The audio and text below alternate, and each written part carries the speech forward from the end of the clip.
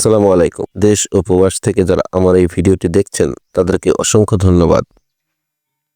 ছাদে কিউরিং একটি ছাদে পরিপূর্ণ শক্তি অর্জন করানোর জন্য ছাদে সঠিকভাবে পানি দেওয়া খুবই গুরুত্বপূর্ণ।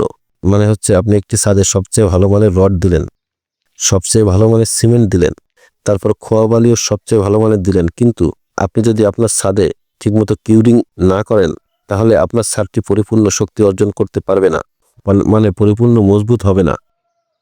এখন কথা হলো ছাদে কতদিন পানি দিতে হবে।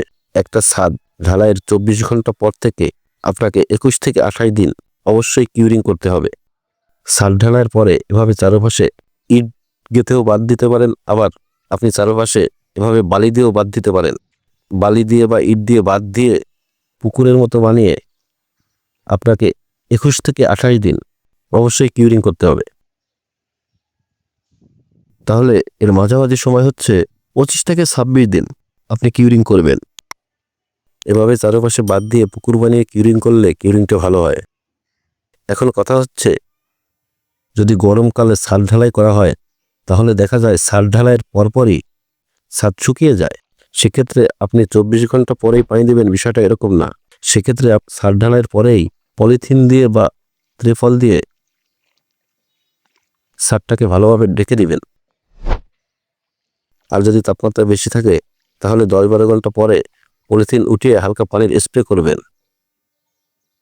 পলিথিন দিয়ে ঢেকে দিলে কি হয়, পলিথিনে বাতাস প্রবেশ করে না, সেজন্য ছাদটা তাড়াতাড়ি শুকায় না। আর যদি বর্ষার সময় ছাদ ঢালাই করা হয় তাহলে ঢালাই এক সাইড দিয়ে করে আসবেন আর পলিথিন দিয়ে ঢেকে দিবেন। বর্ষাকালে অবশ্যই পানি স্প্রে করার প্রয়োজন হয় না, শুধু পলিথিন দিয়ে ঢেকে দিলেই চলবে। আর আবহাওয়া স্বাভাবিক থাকলে ঢালাইয়ের 24 ঘন্টা পর থেকে আপনাকে 21 থেকে 28 দিন আপনাকে অবশ্যই কিউরিং করতে হবে। 21 থেকে 28 দিন, তাহলে এর মাঝামাঝি সময় 25 থেকে 26 দিন কিউরিং করবেন। আরেকটি বিষয় হচ্ছে, আর ছাদে এভাবে একটানা 28 দিন পানি ধরে রাখা যাবে না। আপনারা করবেন কি, 8 দিন বা 10 দিন পানি দেওয়ার পরে ছাদ থেকে পানিটা ছেড়ে দিবেন। ছাদ থেকে পানিটা ছেড়ে দিয়ে ছাদটা ভালোভাবে কুড়িয়ে পরিষ্কার করে তারপর আবার নতুন করে পানি দিবেন। তাহলে কি হবে, ছাদটা শ্যাওলা পড়বে না।